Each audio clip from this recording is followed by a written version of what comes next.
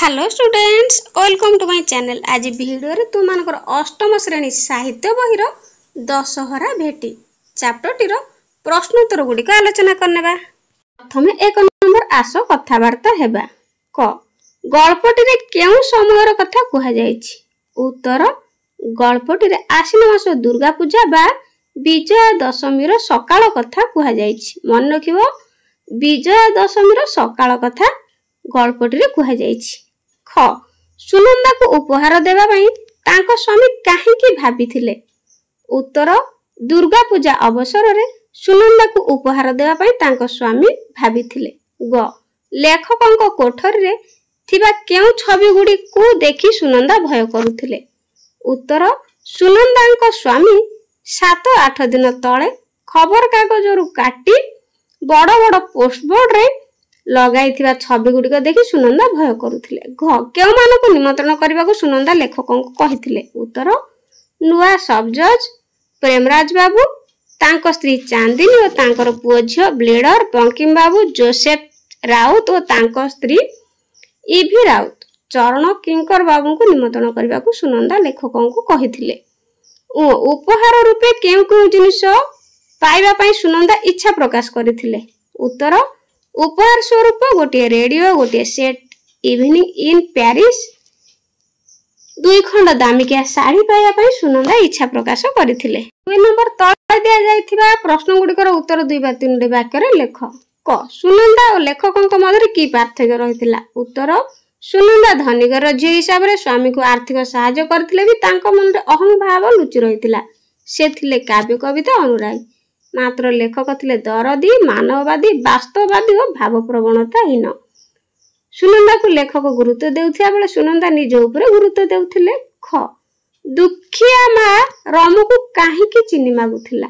उत्तर दुखी अभावी दुखिया मार रहिछि कुनी पुओटिए जाहाकू से दूध टिके पीबा को देई पारे नाही, खाली पानी रे चीनी देई ता कोळा छुआटा को हापुडाई दिए। चीनी न थिबारु से छुआ को पियाइबा पई दुखी मा रमु को चीनी टिके मागिथिले। ग बाजार को गला बेले सुनंदा कोन देखिले? उत्तर बाजार को जाउथिया बेले राजपथ कड़े जणे मागंता शिशु कुकुर बांती गुडा को चाटुथिबार सुनंदा देखिले। से निकट रे पिलार मा छिडा होई केवल ताकू बालू बालू करी अनाउथिबार दृश्य मध्ये सुनंदा देखिथिले।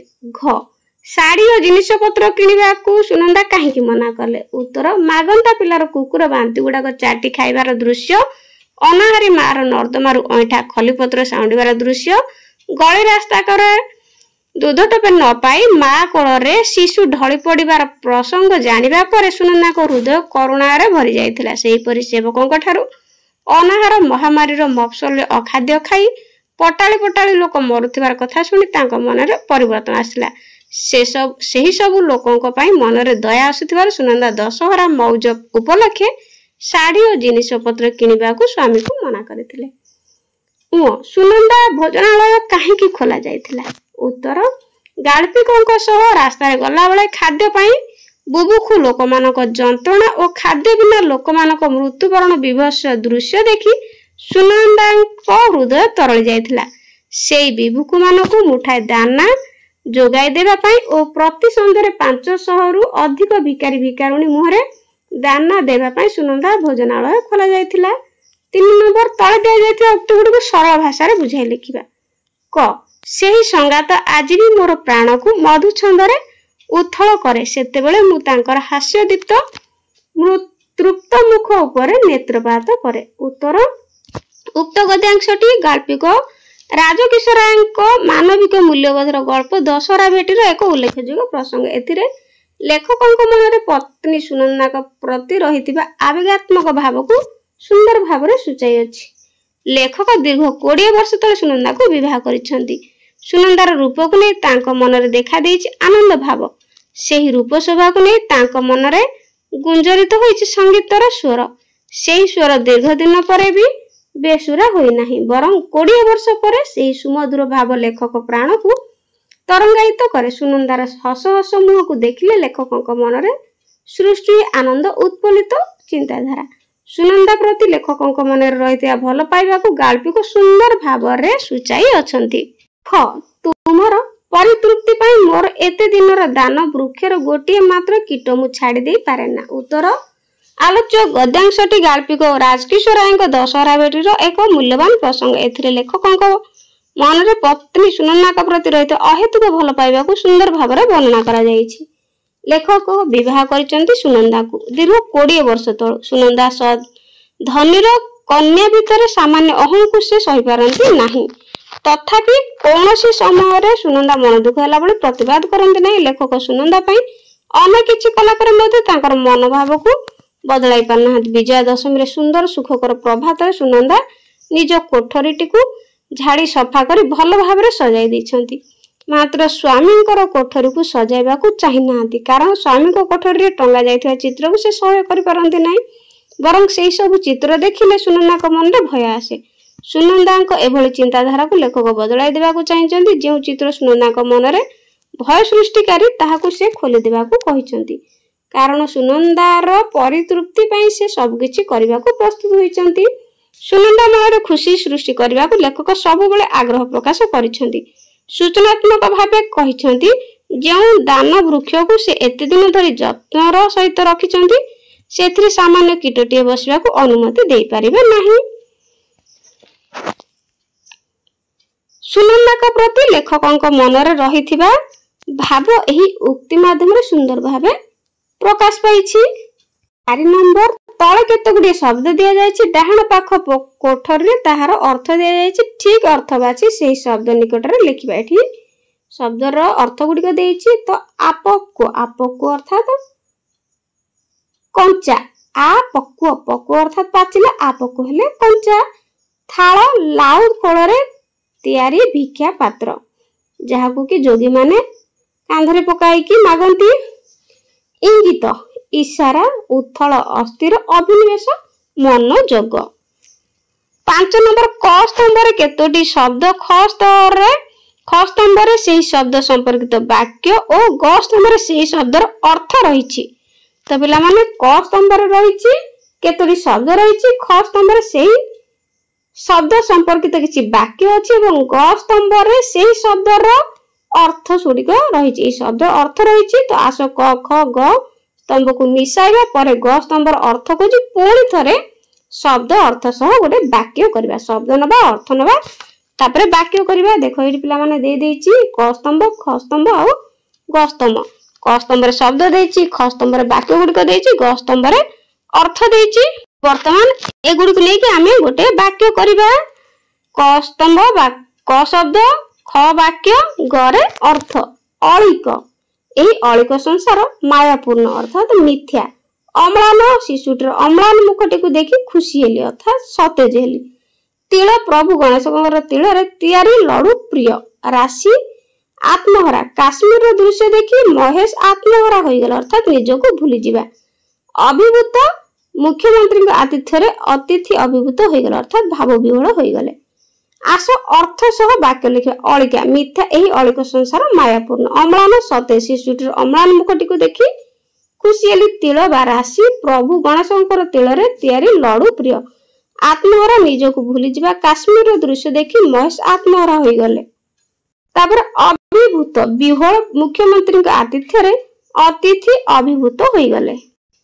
6 नंबर जेपरी मुक्त शब्द सह माया मिसी माया मुक्त हला, सेही परी दिया जाइतिबा शब्द गुडी उपयुक्त शब्द बाछि नुआ शब्द गुडी कोन हबो लेखिबा। लोभ मुक्त, एठी कोन करबा ना मुक्त शब्द मिसी कि माया हे गेले माया मुक्त। तो सेही परी दिया जाइतिबा शब्द गुडी उपयुक्त बाछिबा। लोभ मुक्त, साप मुक्त, दुर्नीति मुक्त, ऋण मुक्त, शोषण मुक्त, पाप मुक्त। 7 नंबर नेत्रपात परी तळे केते गुडी शब्द दियाजी से शब्द गुडी के वाक्य गठन करिया। वृष्टिपात, श्रावण मास रे अधिक वृष्टिपात हुए। रक्तपात, युद्धर रक्तपात अशोकଙ୍କ मनोभाव को बदलाई देथिला। करकापात, करकापात फसल नष्ट कर दिए। वृष्टिपात, काहारी धन ऊपर अजथा दृष्टिपात कर नाही अर्थात अनाओ नाही।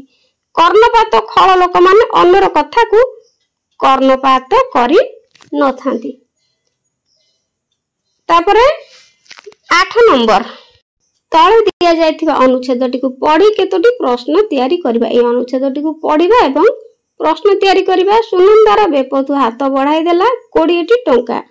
आखिर पानी रे तांकर आखि दुईटी सेतेबेलु बुड़ी जाइथिला। एभली भावप्रवण मां को देखि सेवकटी बोधुए संकुचित न होई कहिला, मां ए जाति अभिशप्त।